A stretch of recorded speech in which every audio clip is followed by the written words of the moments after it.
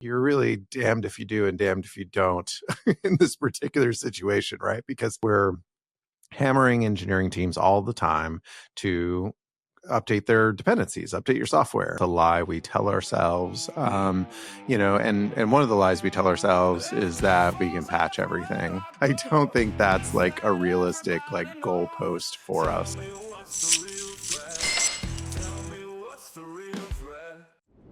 Hey everybody, welcome to the TPRM Podcast. Today, I am welcoming Andrew Becherer. He's the CISO of Sublime Security and formerly the CISO over at Iterable, as well as Datadog, where he led them through their initial public offering.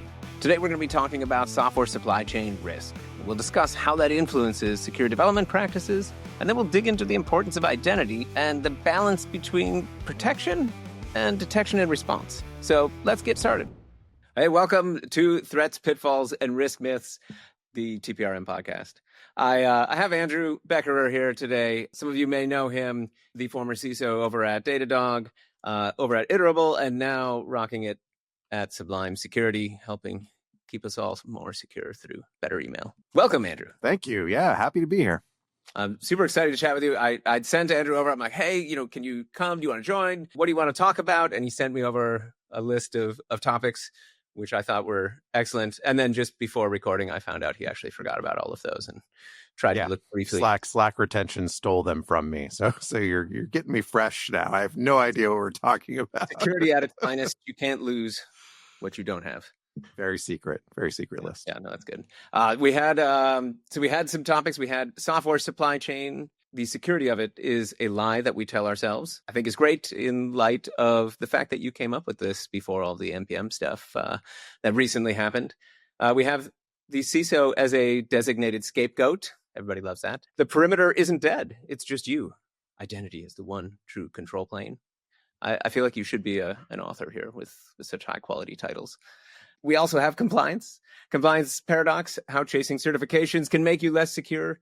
And data gravity is a bitch. I think we can dive into all of these. I'm super excited to talk about it because obviously the software supply chain issue that came up recently caused many issues from people from what I understand. What are your thoughts on software supply chain? What are people supposed to do now? Because you can't apparently patch without pulling in vulnerabilities. And definitely if you don't patch, you have vulnerabilities. I think I didn't have to be Nostradamus to predict this NPM fiasco. Obviously, I had no idea how it was going to unfold and for how long it was going to unfold. I think that's the surprising thing about this one. But we've seen it before. Ruby's had this issue. Gems, Python's had it. We've seen backdoored packages in the past, and then the worming behavior is interesting. But I think, you hit on it in that you're really damned if you do and damned if you don't in this particular situation, right? Because we're hammering engineering teams all the time to update their dependencies, update your software. Yep. They love us for that, actually. Yeah, really, why they send me Valentine's. Exactly. They're super stoked. But, at the same time, now it's like, oh, well, but not too fast. That's I didn't mean like that. Yep. We told them to automate it so that it can just happen right away. And then now you pull all this stuff. I've met folks in engineering teams, they're like, most of the time things don't break. So we just slam home latest and, it's good for us, right? Which is obviously setting yourself up for failure in an NPM like situation where tiny color or whatever gets owned up and then you get owned up. And so I think the trick really there is, and so I was very fortunate in our organization we weren't impacted greatly by this for a number of reasons. Fortunately, we don't have a lot of exposure to NPM, but also we pin our dependencies, right? So so we weren't auto updating anything, and that helps you, right? But then that trick is now someone has to pin it to the new version to update, right? I worked in a company at one point that was using a version of Angular JS that had been end of life since like some phenomenal period of time before I even started. It's no shock. Yeah. So don't use the end of life software, but also, yeah, like maybe take a beat before you apply latest. Obviously, we need help here, right? I mean, this is Yep. a really active product space. We work with the good folks at Socket who help us understand our dependencies and stay on top of.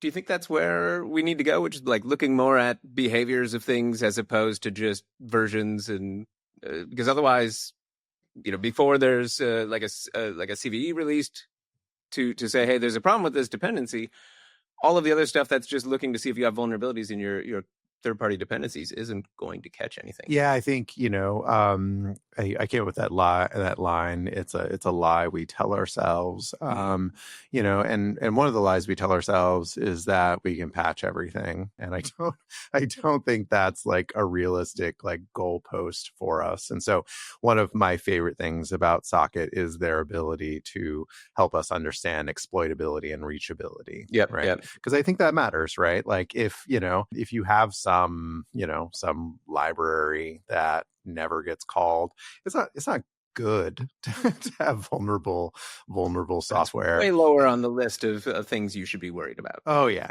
If it's not getting called, I know I've been a consultant. I've written the findings for dead code where it's like maybe in the future that we can't foresee right now, a series of events comes to transpire and a developer starts calling this code and everything bursts into flames.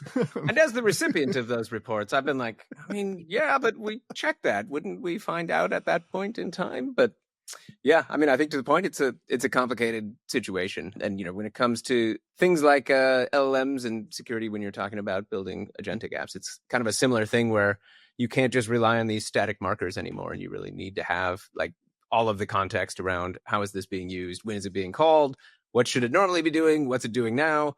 I mean, I think it seems like the only way to protect ourselves is going to be moving in that direction more generally. Yeah, I think that visibility around what's actually getting exercised, what is your attack surface actually look like? And then, you did it. You brought up the agents, you brought up the AI assisted development. We're going to have to do this for at least 2 more years. I do think there's a tremendous opportunity there.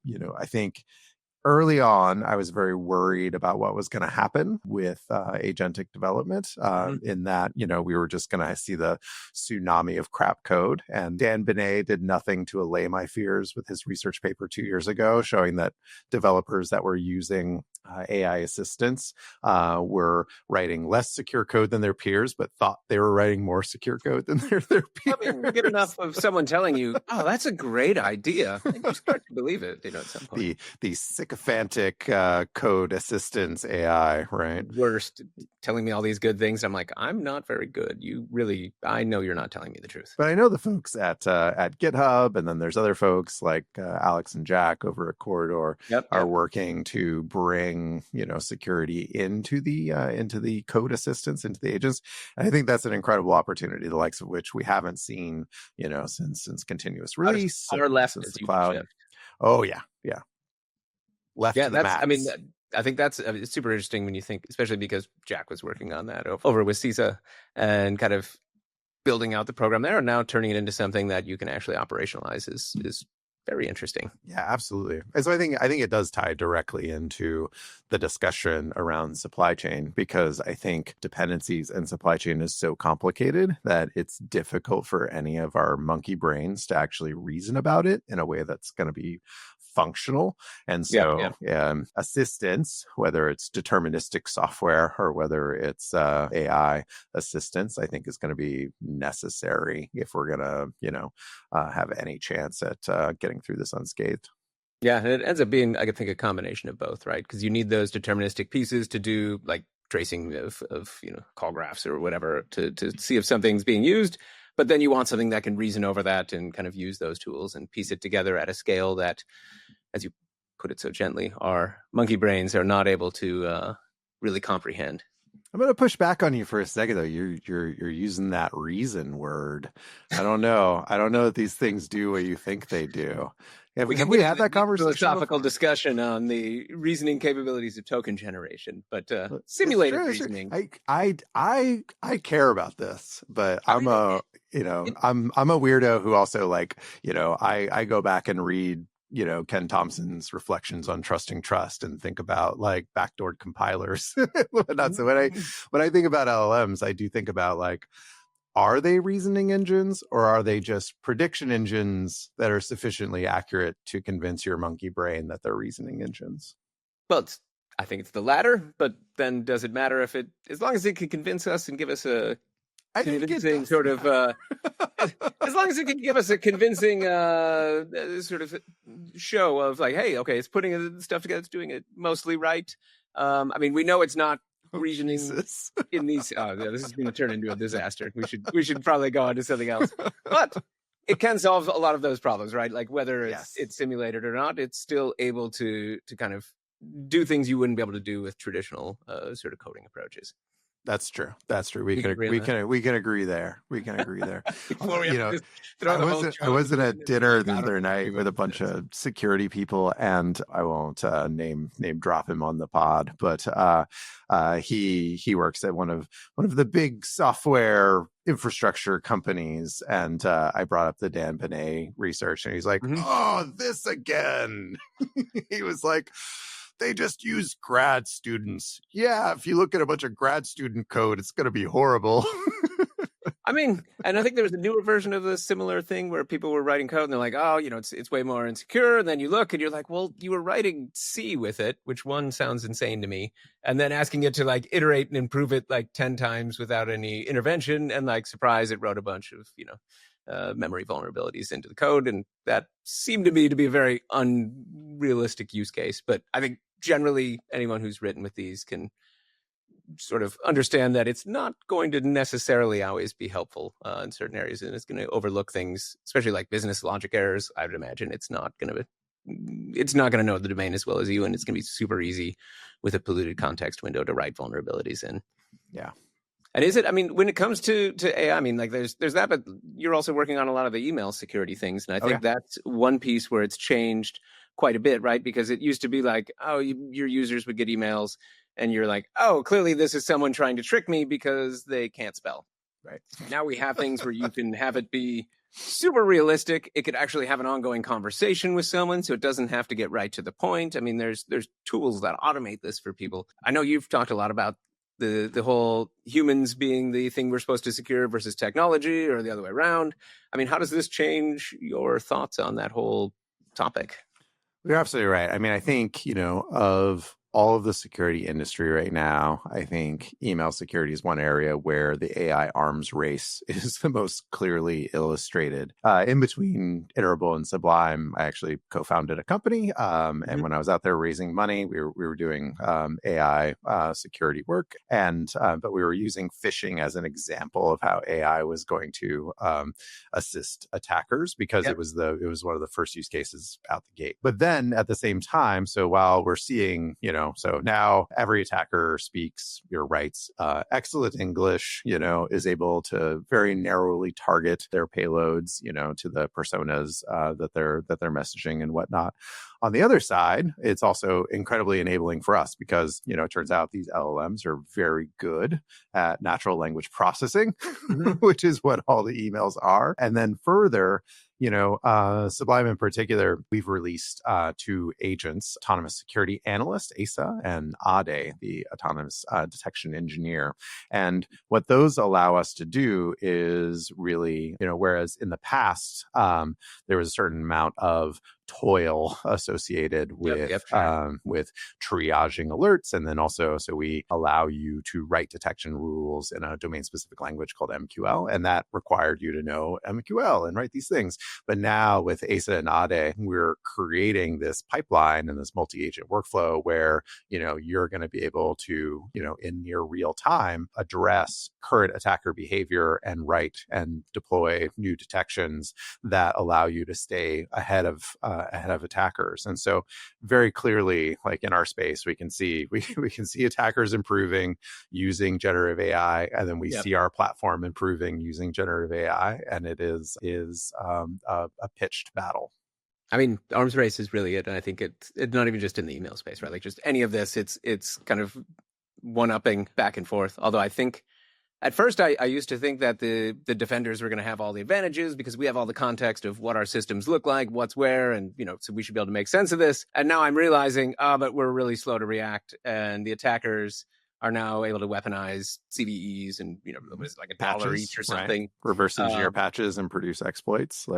And then set an agent off with that to go do things. And I'm like, oh, yeah, no, we're not ready for any of that. Because in theory, we have all this context and we could have automated defenses and this and that, but that's going to take a while to build. And, it's years away before something like that is super, super effective. And in the meantime, there's a lot of problems that are going to be coming, I think, for the companies, especially maybe where they haven't been patching like we were talking about and, have fallen behind because it's very easy to weaponize these things. Yeah, when I first got, on board with this technology, I remember I went to a dinner with the illustrious Ryan Noon, and he was like, if you're not doing things with, generative pre-trained transformers right now, you need to go home today and start working with it, right? And so this was like, when was this? This was maybe 21, 22. I think it was after ChatGPT had been released. And the first thing I did, so I got exposed to it, and then I started an offensive security company because I looked at this stuff and I was like, attackers, you can think this here is so good for us. Like, meat is back on the menu. We are going to clean up. And I still think it doesn't help one side more than the other. I don't know. But boy, it helps attackers a lot.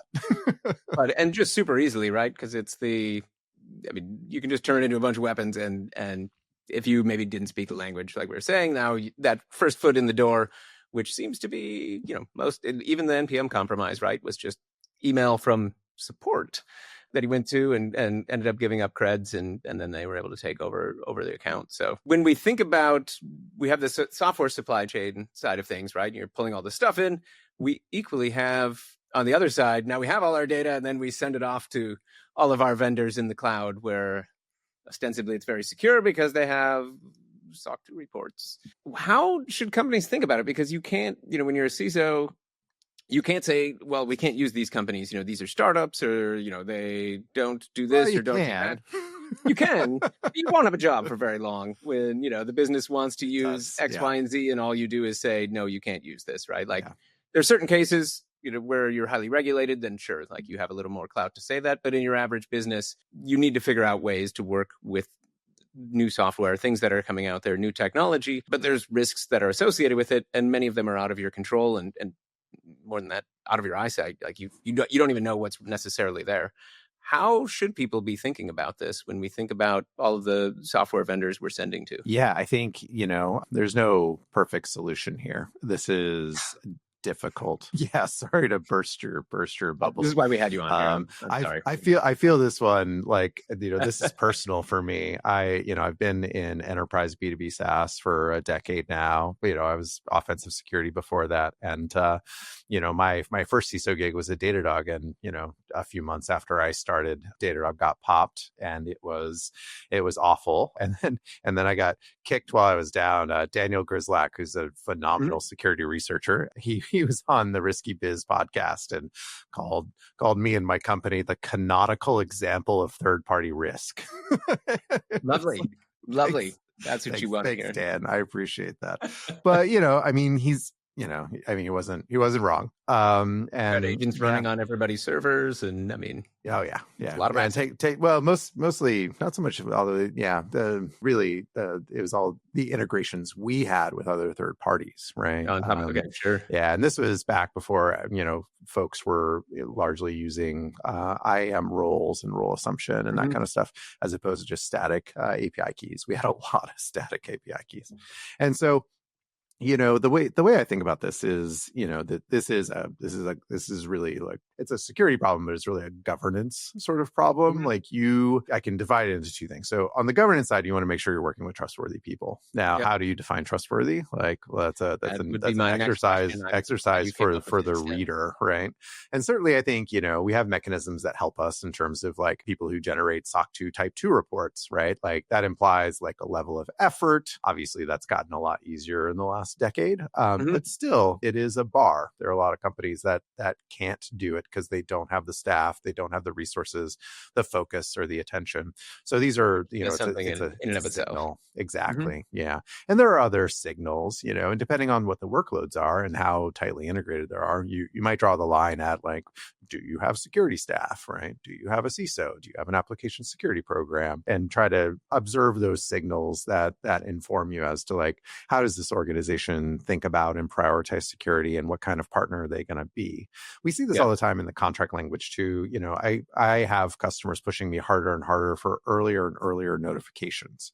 So everybody's like aware of the like, oh, I want a 24-hour breach notification, clause in the contract. But now I'm getting push, to be like, I want you to notify me even before you're breached.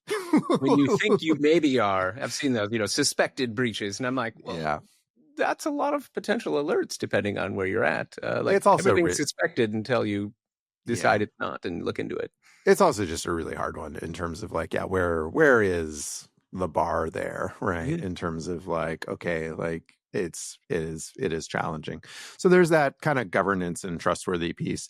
Then on the other side, the only thing you really can do, right, is be ready to respond, right? Like have detection and response dialed in so that like when something goes off, you're ready to address. I remember thinking of Dan Grislak. One of the fun things he liked to do was seed their environment with canary tokens. And give canary tokens like to his vendors so that like he could observe when tokens were leaked, and then that became part of their detection and response strategy. So that was on Dan's part. There's very much a trust but verify. I mean, I think that's a great idea, right? Because we've been focused so long on prevention, and that's great. You obviously have to do all of those things, but as we're seeing between the software supply chain coming in and where you're sending stuff out, and then they have the same software supply chain problems that you have, so it all gets multiplied. I mean, having that detection and response muscle really finely tuned and ready to go, and know what to do, that's worth an awful lot, because you hear about these dwell times where somebody was in the environment for 6 months. I think that's what the average is, right? In the Verizon reports they show. Is it? So it's something like, it's multiple months is the average. That's a long time. Yeah. And anything you can do to detect that sooner, right? And if that's canary tokens that are sitting there, so you get a notice when they're triggered, I mean, that gives you a huge advantage without a ton of extra effort. I mean, are there, when it comes to things that people should be, prioritizing, if you're running a security program, you're in security, because we've been telling people for so many years, all of these different things are so important, and there's like a giant bucket of them, right? Like, when we think about how things have changed with the speed of attacks in the last, 2 years, I mean, what are the most important things in your mind that people need to make sure are sewn up before you start diving into all of the other sort of things that you could be doing? Yeah, I mean, it's a good question. It reminds me of a parlor game I used to play with my AppStack friends, where we'd say like, cross-site scripting. Okay, input validation or output encoding. You only get to choose one, right? And then and so I'll leave that as an exercise for the reader. I think this is my bread and butter, because I build programs for Series B plus growth companies. So I come in and, there's always a distributed security function, and they're building towards maturity. And so, I literally have to make the decisions that you're thinking about in terms of, because there's only so many hours in a day and there's only so many dollars to spend. I come back to identity. That's frequently one of the main things that I nail down, because if you don't, if you can't control auth N, then you have no hope of auth Z. And then focus is really important. Two of the companies where I've built security programs, one of the first things I did in both companies was kill their bug bounty programs. Oh, interesting. Because these organizations, they weren't in a position to really effectively do vulnerability management. Yeah. And so I'm not going to like open myself up to having to like, be on a clock with these security researchers and like have all this attention, if I'm not certain that we have, the muscle and the efficiency, to deal with that stuff really quickly. So kill off the bug bounty program for a while. They always come back. They come back. They come once you're mature enough and you've got, you can at least get your head above water. Yep. Yeah, because I think bug bounty programs are really important for community engagement. I think they are indicators of maturity. I think there are a lot of things. I think they're not particularly useful in the context of actually securing your application in terms of actual, if we're talking about the practice of application security. I think that there's much more, there's much better ways to spend your time and spend your money than that. And so then, yeah, I think, and while application security is the thing I love most in security, I love all my children, but AppSec especially, I do, in the initial stages, lean really heavily into cloud and infra, and in particular into detection and response, because, if you don't know what's going on in your environments, you have no hope, right? You just, and so many other mature elements come out of that. You start to pick apart like ownership. You start assigning ownership to people in your organization. That's just like that's table stakes when you start getting involved in cloud and infra and detection and response. You have to start putting names to things, and you have to start delineating ownership and responsibility. When you're setting up, your incident response procedures and run books and whatnot, it's like, okay, like if this stuff gets owned, like who are we paging at 2 a.m., right? And all that stuff has to follow. And otherwise, so if everybody owns it, nobody owns it type of situation. Yeah, exactly. So yeah, I'd say, those are the places where, I put my first chips. I free up bandwidth by getting rid of distractions like a bug bounty program. And I double down on identity. I double down on cloud and infra security. I double down on detection and response. Oh, great. Yeah. And I've always, on the bounty side, that's actually one that I usually bring in first. So maybe go to the office. But I do it because like it often lets you see on the engineering side, like, oh, here's some common things. Like, turns out everyone just thinks you can, check inputs in the browser, and then we don't check it on the server side or whatever, things that end up happening. And you find some common patterns that you can at least head off up front. But to your point, I've also seen plenty of them where they have a bounty program and no one's equipped to deal with it. And then it's just like, it causes you to lose focus. So I think that's also a very fair statement, depending on organizations that I'm coming to are already they're paying for vulnerability assessments and pen tests usually. So like in terms of like sort of the posture of the application, does the application still have cross-site scripting? Does the application, that sort of stuff is in my case, I think I'm coming in far enough along that people sort of understand that stuff. And if I need an external report of cross-site scripting to get them to fix it, I've got bigger problems in that organization. So true. Well, and when it comes to, if you're an enterprise, right, you're looking at software vendors like Sublime or whoever else. I don't know that in the TPRM departments at a lot of these companies, right, like they're just looking at a SOC 2 report and sort of like, hey, this seems good. They have one, which to your point is a plus. In your mind, what are the things that people should be doing to actually evaluate and improve your vendor security? Because I feel like, based on what I see in security questionnaires and just the general process, usually all I'm thinking is these aren't the things to be asking. Yeah. I think what you want to know is if this organization has, really prioritized, and allocated appropriate resources to the level of security that's needed by that vendor, right? And that's going to vary widely. I think some security people wouldn't like the way I think about it in terms of like, there are some applications that I don't spend a lot of time thinking about, right?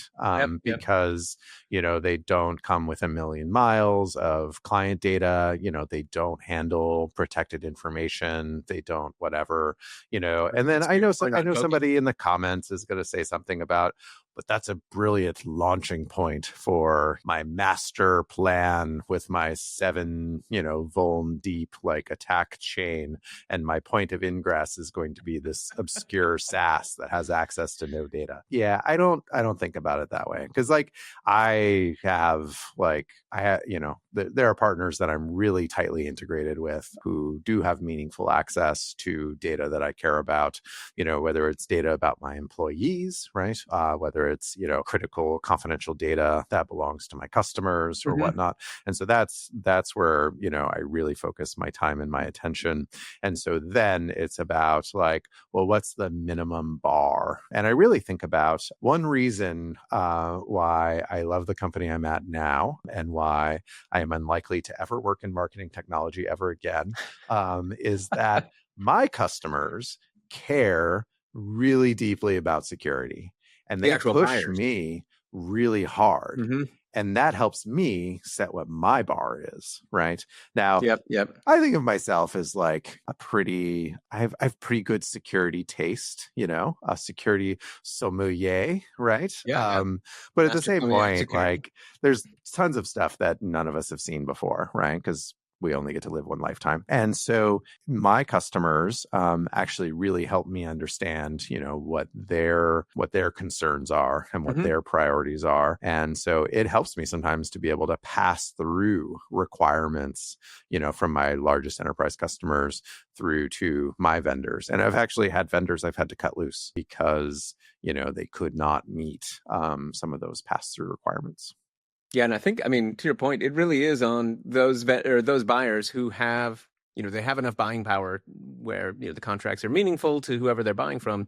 They almost, to the rest of us, have this oversized influence, but also there's like a responsibility at that point, right, to use that power for good and like push your vendors. I think most of us who have been on the vendor side are happy to have a customer pushing for, as long as they're pushing for good controls and not for, hey, we need to make sure you rotate your passwords every 60 days.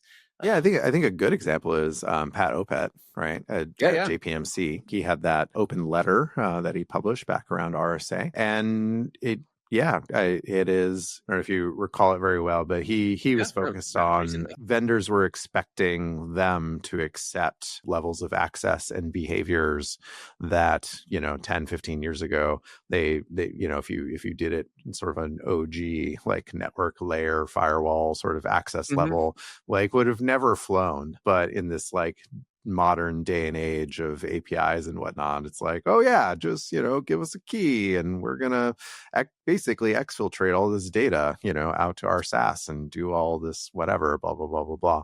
And and so I think he was like, if we're gonna live in this world, like people need to do a lot better, right? Like, yeah, I believe he called it a unsustainable level of risk. 6 months later, this whole sales loft thing happened, and all the API keys are gone along with so much data. I think that's one where, I really look to kind of the larger buyers to be like, hey, we need you pushing us, because that is what now lets the vendor security teams be tied to revenue and have their work tied to revenue, get the proper prioritization. And we can't thank you enough when that happens, is really what I think, when there's actually buyers who are pushing for meaningful security improvements. Yeah, we do need them to back off all of the outdated guidance. So please stop asking for 90-day password rotation.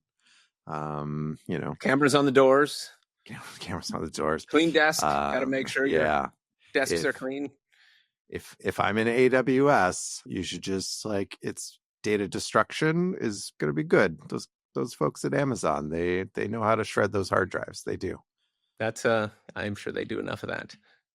Are there things, and I guess last question here, but when it comes to, a lot of those evals are based on just having a SOC 2. Are there things that people should be looking at in a SOC 2 that they almost for sure are not looking at in a SOC 2 to kind of better assess their vendors? Well, you should definitely read the SOC 2, right? Because you want to know if there's or any, at least have an LLM read it for you. If you find if there's any findings or deficiencies, right? Because that's the thing. SOC 2s come out all the time with findings and deficiencies, and so you should know what those are, right? Yep. And then I think really, I think it's important for folks to reason critically about the vendor that they're doing business with, and think about what the bar is for that kind of vendor, right? Based on data, integrations, all of that. Yeah. And yeah, what data are they going to have access to? What features do they provide? So things that won't be in the SOC 2, are frequently the sort of security properties of the application itself, Yep. right? Does it have RBAC? Does it have SSO? If it does have SSO, how much are you going to have to spend on it? Like we have one vendor right now. We pay them about $20,000 a year. All we want to add is SSO, and they want to increase our spend to $70,000 a year. That vendor is already on sso.tax. I want to plug sso.tax. It's a really great website. Harkens back to those bad old days when people used to charge for SSL. I don't know if you remember that, but yeah. A shame if anything were to happen to that data of yours. Yeah, exactly. I have been given the hard sell. I was sitting in a conference room with my boss, and then a major enterprise software vendor who I'm not going to throw into the bus because I really like these people, but salesperson was like, well, you need SSO, don't you? I mean, your SOC 2 requires you to have it, doesn't it? And I'm like, I will churn on this thing. I will churn this thing so hard. You're not approaching the problem in the correct manner, sir. So yeah, I think, you asked me like, what do you look for in the SOC 2? I'm telling you what you look for, not in the SOC 2. You want to can I afford single sign on at this thing? Does it have audit logs? Can I get the audit logs out of it? Can I get them, where I do my security monitoring? What are the actual security properties of the SaaS that I'm going to be working with? I feel like that is every bit as important, probably more important than anything you're going to read in a SOC 2. Oh, great. Well, thanks a ton. This is, it's always great chatting with you and always super informative with your depth of knowledge. That wasn't supposed to be a joke. I'm sorry. I must have clearly misrepresented. You're calling me old. I can tell. You're calling me old. Very spry is the vibe I get when I see you. But thanks a ton for coming on. Really appreciate it. And we'll catch everyone next time. Sounds great. Thank you. Thanks for listening to the TPRM podcast. If you enjoyed this conversation, make sure to subscribe and share it with a colleague. You can find more insights and resources over at tprmpodcast.com. And until next time, remember, trust nothing, verify most things, and keep building. That's it for this episode of the TPRM podcast. I'm Nate Lee. Thanks for joining me and my guest today. If you found this conversation valuable, please subscribe on your favorite podcast app, leave us a review, and share the episode with your peers and colleagues. For more resources and insights on building business-aligned security programs and managing vendor security, visit tprmpodcast.com and connect with me on LinkedIn. We'll see you next time.